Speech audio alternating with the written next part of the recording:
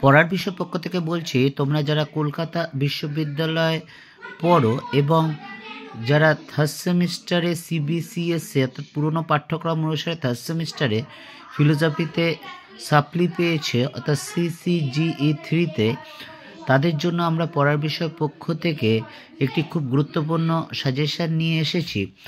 এই কোশ্চেনগুলো তোমরা যদি করে যাও, তোমরা কিন্তু অবশ্যই পরীক্ষায় কমন পাবে এবং খুব ভালোভাবেই পাশ করবে।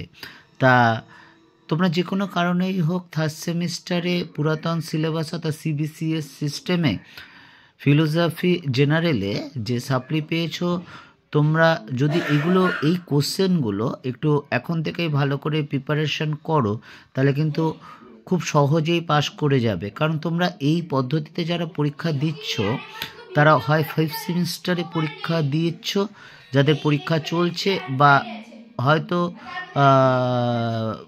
কলেজ ছাড়া হয়ে গেছে, কিন্তু থার্ড সেমিস্টারে যে কোনো কারণেই হোক ফিলোসফি সাপ্লিটা রয়ে গেছে থার্ড সেমিস্টারে।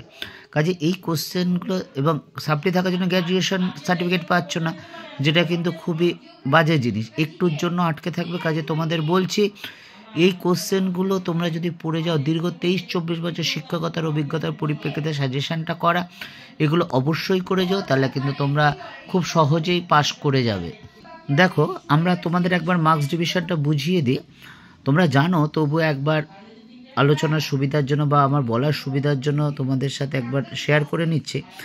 1 নম্বরে 10টা MCQ থাকবে 10 নম্বর, 5 নম্বরের 8টা কোশ্চেন থাকবে, তোমাকে 5টা কোশ্চেন লিখতে হবে, এবং 15 নম্বরে 4টে কোশ্চেন থাকবে, 2টো কোশ্চেন লিখতে হবে। অর্থাৎ তোমরা জানো, আমাদের পড়ার বিষয় পক্ষ থেকে প্রথম টার্গেট হচ্ছে 5 নম্বরের 8টা কোশ্চেন থাকবে, 5টা লিখতে হবে। 5টা মিনিমাম কমন আনা, মিনিমাম 5টা কমন আনা, এর বেশি আসলে তো খুবই ভালো। 15 নম্বরও তাই, অর্থাৎ 2টো মিনিমাম 15 নম্বরে কমন আনা, এর বেশি আসলে অবশ্যই কমন। তবে এক্ষেত্রে বলছি, 15 নম্বরে তোমরা যদি 2টো কোশ্চেন পড়ে যাও, ওই 2টো কোশ্চেনই আসবে, কারণ এটা দীর্ঘ অভিজ্ঞতা বা এত বছর পড়াচ্ছে শিক্ষকতার থেকে, কিন্তু এই অভিজ্ঞতাটা এবং অবশ্যই আসবে। তা যাই হোক, আগে আমরা 5 নম্বরটা শুরু করি, তারপর পরে আমরা বলছি। দেখো, 5 নম্বরের যে প্রশ্নগুলো আছে তোমাদের ফিলোসফি জেনারেল থার্ড সেমিস্টারে CCGE3 CBCS পদ্ধতিতে, অস্তিত্বমূলক দোষ কাকে বলে? 2 নম্বর, ও বচনের সরলাবর্তন সম্ভব নয় কেন? যুক্তিসহ আলোচনা করো।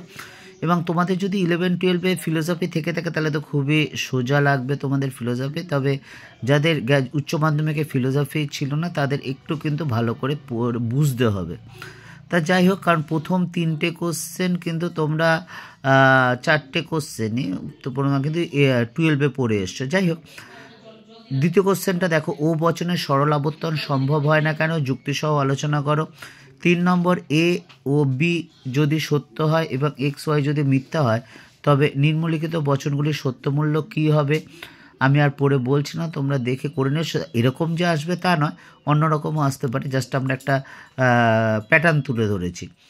4 নম্বরেরটা দেখো, নিম্নলিখিত বাক্যগুলিকে আদর্শ নিরপেক্ষ বচনে রূপান্তরিত করে তাদের বুলীয় লিপিতে ব্যক্ত করো এবং ভেনচিত্র রূপান্তরিত করো। আমরা এটা নিরপেক্ষ বচন দিইনি, যে একটা বাক্য দেবে, সেটা নিরপেক্ষ বচনে রূপান্তরিত করতে হবে। যেমন ধরো, কেবলমাত্র দার্শনিকরাই সুখী, এই বাক্যটা দিয়ে দিল, তাহলে আমাকে সকল সুখী ব্যক্তি হয় দার্শনিক, এ বচন, তাই এ বচনের ভেনচিত্র আঁকতে হবে। ঠিক আছে, ভেনচিত্রকে তারপর তোমাকে কিন্তু সেটা বুলীয় ভাষ্য করে করতে হবে। 5 নম্বরটা দেখো, সত্য শত মিথ্যা বচনাকারে পার্থক্য দৃষ্টান্ত সহ ব্যাখ্যা করো। এটাও তোমাদের যদি 11-12-এ ফিলোসফি থাকে, 12-এ আর কি এটা আছে, তাহলে কিন্তু তোমাদের কোনো অসুবিধা হবে না। 6 নম্বরটাও তাই, অব্যাপ্য হেতুদোষ, অবৈধ পক্ষদোষ ও সাধ্য দোষ। আমরা এখানে 3টে কোশ্চেন দিয়েছি, কিন্তু 2টো থাকবে, 3টে থাকবে না। তবে 3টে যেহেতু ইম্পর্টেন্ট, এর জন্য কিন্তু আমরা 3টেই লিখেছি। 7 নম্বরটা দেখো, সত্যাপেক্ষক বচনের সংজ্ঞা ও উদাহরণ দাও। এবার আমরা একটা উদাহরণ দিয়ে দিয়েছি, যেমন ধরো, যদি P ভেল কিউ মিথ্যা হয়, তাহলে P.Q, P হর্ষ কিউ ও P∼q এর সত্যমূল্য কী হবে? অর্থাৎ সত্যমূল্য ফর্মুলাতে মাধ্যমে তোমাকে কিন্তু করতে হবে। 8 নম্বর, এ বচনের সরলাবর্তন কেন সম্ভব নয়?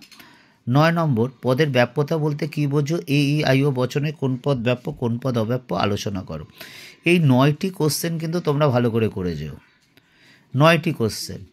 তো আমি 7টাই বলতাম, 7টা বললেই হয়তো কাজ হয়ে যাবে, কিন্তু আমি 9টা বলছি কারণ এই দুটো কোশ্চেন সোজা আছে। তবে আবার বলছি, যাদের 12-এ ফিলোসফি ছিল অর্থাৎ 11-12 উচ্চ মাধ্যমিক ফিলোসফি ছিল তাদের কিন্তু এই 9টে কোশ্চেন, কেন 11টা কোশ্চেন আছে দেখো, এই 11টা কোশ্চেনে কিন্তু কোনো প্রবলেম হওয়ার কথা না, কারণ এগুলো তোমরা সবই কিন্তু 12-এ পড়ে এসেছো। তবে যারা গ্র্যাজুয়েশনে প্রথম পড়ছো তাদের বলবো প্রথম 7টা কোশ্চেনই বলছি, কিন্তু যদি পারো 9টা কোশ্চেন কিন্তু ভালো করে পড়ে রেখো, তাহলে আশা করি তোমাদের যে 4টে কোশ্চেন লিখতে হবে তোমরা কিন্তু অবশ্যই কিন্তু সেটা কমন পাবে। 5টা কোশ্চেন লিখতে হবে, 5টা কোশ্চেন লিখতে হবে, সেটা কিন্তু তোমরা অবশ্যই কমন পাবেই। এবার দেখো 15 নম্বরে 4টে কোশ্চেন থাকবে, 2টো কোশ্চেন লিখতে হবে। আমরা বলবো প্রথম 2টো পড়ে যাও, দুটোই আসবে। কাজে কেউ যদি এই 2টো পড়তে পারো বা ভেনচিত্র খুবই সোজা এবং খুবই ইন্টারেস্টিং বুঝতে পারলে, এবং এটা অবশ্যই বুঝতে হবে, তা তবে এমন কিছু ব্যাপার না, একটু চেষ্টা করলে বুঝতে পারবে। তাহলে এটা যদি পারো, দেখো ভেনচিত্র সাহায্যে নিম্নলিখিত যুক্তি বা যুক্তির আকারগুলো বৈধতা বিচার করো। 4টে থাকে, যে কোনো 3টি লিখতে হয়, 5 নম্বর করে এক একটা থাকে। এ আই আই দ্বিতীয় সংস্থান অর্থাৎ প্রধান আশ্রয় বাক্য এ বচন, অপ্রধান আশ্রয় বাক্য আই বচন এবং সিদ্ধান্ত আই বচন এবং হেতুপদ উভয় ক্ষেত্রে কিন্তু অর্থাৎ আশ্রয় বাক্য দুটিতে বিধেয় স্থানে রাখতে হবে। তা যাই হোক, এটা তোমরা নিশ্চয়ই জানো। ই প্রথম সংস্থান। 3 নম্বর, কোনো অধ্যাপক অজ্ঞ নয়, সব অজ্ঞ লোকেরা দাম্ভিক এবং সুতরাং কোনো অধ্যাপক দাম্ভিক নন। এগুলো যুক্তি আকারে সাহায্য করতে হবে। সুতরাংটা সিদ্ধান্ত হবে, তোমরা জানো। সুতরাং কোনো অধ্যাপক দাম্ভিক নয়, অতএব কোনো অধ্যাপক নন দাম্ভিক। ঠিক আছে, এটা সিদ্ধান্ত হয়ে গেলে, তাহলে পক্ষসাধ্য পদ পেয়ে গেলে, সেই অনুসারে প্রধান আশ্রয় বাক্য অপ্রধান আশ্রয় বাক্য করে ফেলবে। আচ্ছা, 4টা দেখো, কোনো গণিতজ্ঞ নন কবি, কোনো দার্শনিক হন গণিতজ্ঞ, অতএব কোনো দার্শনিক কবি নন। এবার দেখো 2 নম্বরের কোশ্চেনটা দেখো, নিম্নলিখিত বাক্যগুলিকে প্রতিকায়িত করো, অর্থাৎ প্রতিটা সিম্বলিক, অর্থাৎ হর্ষ, কাল, ভেল এগুলো দিয়ে করতে হবে। 1 নম্বর হচ্ছে, তুমি সফল হবে যদি এবং একমাত্র যদি তুমি সফল হও। বুঝতে পারছো, যদি এবং একমাত্র যদি হচ্ছে ট্রিপল বার দিয়ে করতে হবে। 2 নম্বরটা দেখো, এমন নয় যে ভারত এবং পাকিস্তান উভয় টেস্ট ম্যাচ জিতবে। এটাও দেখবে।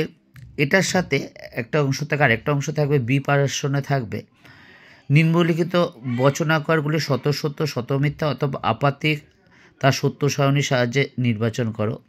অর্থাৎ পিপি কিউ টিটি এফ এই করে সাজাতে হবে। তোমরা জানো আমরা যে রোমান 1 রোমান 2 দিয়েছি, এটা কিন্তু জাস্ট একটা এই টাইপের আসবে, এটা আসবে, কোনো কথা না। সিএরটা দেখো, সত্য সারণীর সাহায্যে নিম্নলিখিত যুক্তিটির বৈধতা বিচার করো। দেখো 1 আর 2 আছে, এগুলো করতে হবে। তাহলে তোমরা যদি প্রথম 2টো কোশ্চেন করতে পারো, দুটোর মধ্যে বেশ কিছু অংশ থাকবে, এই দুটোই কিন্তু আসবে। অর্থাৎ ভেতরের অংশগুলো আলাদা হতে পারে, অর্থাৎ যে প্রশ্ন ইয়েগুলো, যেমন ধরো প্রথমেরটা রোমান 1-এরটা আছে, তুমি সফল হবে যদি একমাত্র যদি তুমি পরিশ্রমী হও। এটা না এসে কিন্তু অন্যও হতে পারে, স্বাভাবিক, এটা বুঝতেই পারছো। বাকিগুলো তাই। এই পুরোটা 2-এরটা যদি করো এবং 1-এরটা যদি করো, তাহলে কিন্তু তোমরা দুটোই কমন পেয়ে যাবে। 3 নম্বর দেখো, তোমরা এগুলো 12-এ পড়ে এসছো, যদি ফিলোসফি থেকে থাকে, এর জন্য যারা পড়ে এসছো তাদের জন্য বলবে এই 3টেই ভালো করে পড়ো। আর কারো যদি প্রথম 2টোর ক্ষেত্রে কারো একটু অসুবিধা থাকে, তাহলে এই পদ্ধতিগুলো কিন্তু একটু পড়ে নিও। ঠিক আছে, তাহলে কিন্তু তোমরা পুরো কনফিডেন্টলি তোমরা যেতে পারবে। কারণ আবার বলছি, 2টো পড়লে দুটোই আসবে, কিন্তু প্রথম 2টো। 3 নম্বর, যারা কোনো কারণে হয়তো পারবে না, তাদের জন্য বলছি এই 3টে পদ্ধতি সোজা আছে, এমন কিছু ব্যাপার না। আর যারা 12-এ পড়ে এসছো ফিলোসফি, তাদের কথা তো কোনো কিছু বলারই নেই, তারা নিশ্চয়ই উচ্চ মাধ্যমিকে এগুলো পড়েছো, কাজে একটু ঝালিয়ে নিলেই কিন্তু হয়ে যাবে। এবং যাদের উচ্চ মাধ্যমিকে ছিল বা আরেকটা সোজা কোশ্চেন আছে, এটাও আসতে পারে, তবে সম্ভাবনা তুলনামূলকভাবে কম। কেউ যদি প্রথম 2টো করতে অসুবিধা হয়, একটা অবশ্যই চেষ্টা করো, তাহলে খাটনি অনেকটা কমে যাবে। আর 3 আর 4 যদি করে যাও, তার মধ্যে কিন্তু অবশ্যই একটা কিন্তু কমন পাবেই। দেখো 4 কোশ্চেনটা কি হচ্ছে, বচনের বিরোধিতা কাকে বলে। তোমরা জানো বচনের দুটি নিরপেক্ষ বচনের যদি উদ্দেশ্য ও বিধেয় এক থাকে কিন্তু তাদের যদি গুণ পরিমাণ অথবা গুণ পরিমাণ উভয় আলাদা হয়, তাদের যে পারস্পরিক সম্পর্কে তাদের বচনের বিরোধিতা বলে। ইহা কয় প্রকার ও কী কী? 4 প্রকার জানো, এই ছকটা আছে: বিরোধিতা, অধীন বিরোধিতা, অসম বিরোধিতা এবং বিরুদ্ধ বিরোধিতা।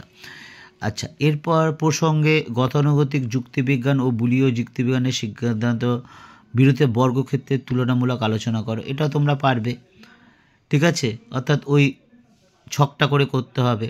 কাজে এই 4টে কোশ্চেন, আবার বলছি বিশেষ করে 2টো কোশ্চেন বলবো, যদি তোমরা ভালো করে পড়ো বা সামগ্রিকভাবে 4টে করো তাহলে কিন্তু তোমরা অবশ্যই 2টো কমন পাবে। 2টো কমন পাবে, 4টে বলে 3টে মিনিমাম কমন পাবে, এটা শিওর। আবার বলছি দীর্ঘ 23-24 বছর শিক্ষকতার অভিজ্ঞতা এবং এতদিন পড়ানোর পরিপ্রেক্ষিতে কিন্তু এই কনফিডেন্সটা এসছে বা বিশ্বাস এসছে, বা আমরা যে সাজেশান করেছি 5th সেমিস্টারে সেগুলো দেখে নিও, কোশ্চেনের সাথে আমাদের সাজেশান মিলিয়ে নিও, বা আগের পরীক্ষা নেতাজি মুক্ত বিশ্ববিদ্যালয় বা উচ্চ মাধ্যমিক বা যাই বলি না কেন সাজেশানের সাথে মিলিয়ে দেখো। আশা করি তোমরা তাহলে বিশ্বাস অবশ্যই করবে। পড়ার বিষয় পক্ষ থেকে এটুকু বলতে পারি, তোমরা যদি এই কোশ্চেনগুলো পড়ে যাও তাহলে কিন্তু অবশ্যই কমন পাবে। এবং যদি কিছু বুঝতে অসুবিধা হয় বা কোনো কোশ্চেনের উত্তর দরকার হয় তাহলে অবশ্যই ডেসক্রিপশন বক্সে জানিও। আমরা আমাদের সাধ্যমতো পড়ার বিষয় পক্ষ থেকে তোমাদের সাহায্য করার চেষ্টা করব। চেষ্টা করতেই পারবো বলছি না, অবশ্যই চেষ্টা করব। পড়ার বিষয় পক্ষ থেকে এতটুকুই। 3rd সেমিস্টারে অবশ্যই তোমরা একটু যদি এই সাজেশনটা ফলো করো আমাদের পড়ার বিষয়টা, তাহলে অবশ্যই পাস করে যাবে। যদি তোমরা উপকৃত হও বা ভালো লাগে তাহলে চ্যানেলটি অবশ্যই লাইক করো বা সাবস্ক্রাইব করো বা বেল আইকন টিপে রেখো, কারণ আমরা অনবরত কিন্তু তোমাদের জন্য বিভিন্ন বিষয় সাবজেক্ট তথ্য দিয়ে যাব এবং সাজেশান দিয়ে যাব, নোটও দিয়ে যাব। কাজেই তোমাদের যদি মনে হয় দরকার আছে বা হবে বা প্রয়োজন আছে বা তোমাদের সুবিধা হবে তাহলে কিন্তু অবশ্যই চ্যানেলটা লাইক করো। এইটুকুই, পড়ার বিষয় পক্ষ থেকে অগ্রিম শুভেচ্ছা রইল।